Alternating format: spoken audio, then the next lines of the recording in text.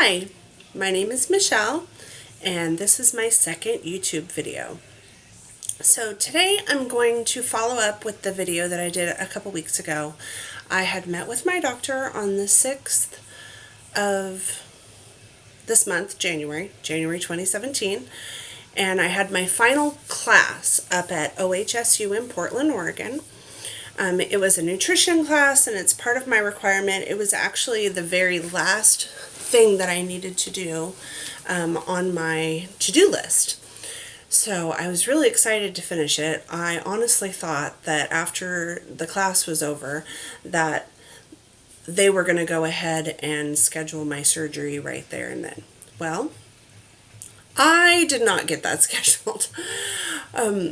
I apparently had to be better at my brand new CPAP machine that I just got at the end of December.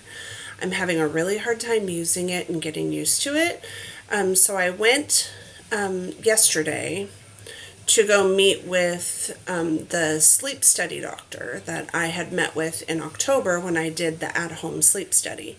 My insurance would not cover a sleep lab, so I had to do an at-home study. If you haven't had to do a sleep study yet for your bariatric surgery, I'm planning on having a sleeve surgery, the VSG, and I'm really hoping to get that done soon. My insurance required me to have a 6-month waiting period, which I have completed. I've completed all the mandatory requirements. So now I talked to someone from the bariatric department yesterday afternoon, and she gave me my final to-do list. So after I met with the sleep study doctor on Friday morning, I went ahead and started using my CPAP machine again. She said that I do need to use that at least 4 to 6 hours a night. For some reason, I'm just tearing it off every night and not even realizing it. I'm having a hard time getting used to it, and my husband is having a hard time getting used to it as well. I also have to get my thyroid tested. I was diagnosed, if you didn't see my previous video, my thyroid is not very active, so I have hypothyroid. I have been on and off levothyroxide for probably 5 to 6, maybe 7 years. My thyroid just doesn't work very well, so I have very low levels. I'm in the very low level, or the high, it shows high range when you look at the blood work, and so it's supposed to be in the lower normal region. So I've been back on the thyroid medicine since this last Christmas. So I'm hoping that my thyroid levels have stabilized a little bit. So I contacted my regular normal doctor here that's locally where I live, and I'm going to be getting that blood work done either this week or next week.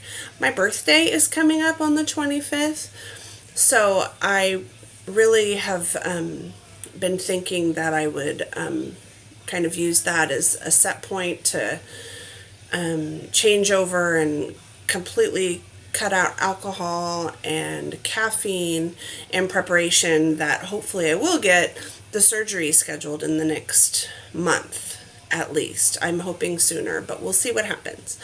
When I talked to the representative up at the bariatric clinic, she also asked about my weight. Now, when I first started my journey 6 months ago, I was at about 255 pounds. I freaked out when she told me the insurance requirement wanted me to be at a morbidly obese BMI, which would put me closer to 270 unless I had a qualifying factor. Well, it took so long for me to be able to get in to do the at-home sleep study. I freaked out and I started eating everything. I gained about 15 pounds from that. So now I'm I'm at 266 as of this week. She said that because I did gain that weight, I need to lose 10 pounds. So at this point, I have to, one, be consistent on my CPAP machine. I don't know what kind of compliance I'm looking at. I'm going to get in touch with the sleep study doctor again on Monday. Two, I have to get my thyroid tested and make sure that my medicine is working and that my levels are in the normal range. And three, I need to lose 10 pounds before I can schedule with the surgeon.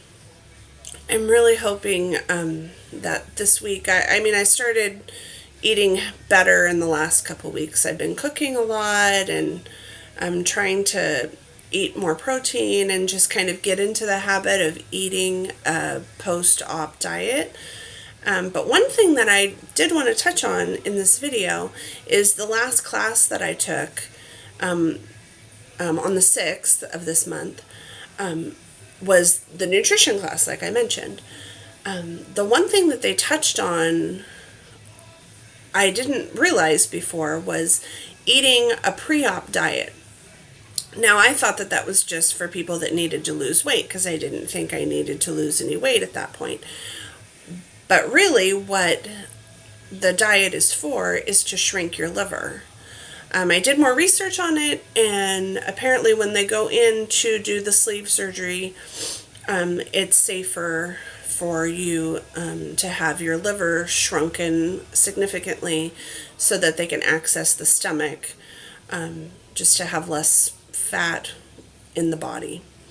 I didn't know that. I was very interested in learning more about that information, and so I did some research yesterday on what kind of diet that looks like. So they're suggesting to eat primarily protein, eggs, lean meat, chicken, fish, and vegetables.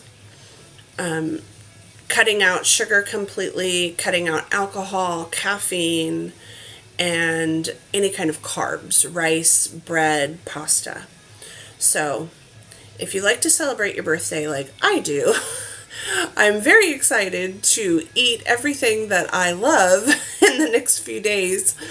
My daughter is actually on her way up. Right now we're going to be going out to a cider festival at one of the McMenamins here in Oregon. So cider actually has a lot of carbs and carbonation, which is very sad. I'll have to give up cider after the surgery. I was really freaking out quite a bit after the last class, just realizing the lifestyle change. I've known that it needed to happen in order to get the surgery, maintain a healthy weight, and not stretch out the new stomach after the surgery. But just the realization, I guess, it was kind of hard to handle the first couple days after I took that class. Just realizing the kind of things that I could never eat again. Not to say that I wouldn't want to eat or nibble on them, have some pasta or some rice eventually. And, after the first 3 to 6 months, I'm sure that I will start introducing those things back into my diet a little at a time. But I think that really caffeine and alcohol, it just took me a couple days to kind of look at that and think about that. Not that I'm a huge alcoholic or anything, but I'm very social and I enjoy being around friends and going to parties, and I'm very active at my local Elks Lodge, and there's a lot of drinking that goes on there. So it's just very social, and I belong to wine clubs, and I like to go wine tasting, and just different things like that. So it kind of took me a couple days to wrap my head around that and just weighing the cost of, what am I giving up so that I can have a healthy weight, try to eliminate the sleep apnea that's been wreaking havoc on my life for the last year and a half, and also my blood sugars, getting those back into a normal range, and my cholesterol. So I am completely resolved with everything that I need to give up to move forward and to get the surgery. I'm very excited about starting that chapter and getting that done and over with. So I'm really hoping that I can hunker down this week and get through my birthday and trying to exercise more. I started doing yoga at home in the last couple weeks, just putting on a YouTube video or videos that CDs, DVDs that I found over the years that I've been hoarding and not really using. But I am excited to start this new lifestyle and continue on this journey.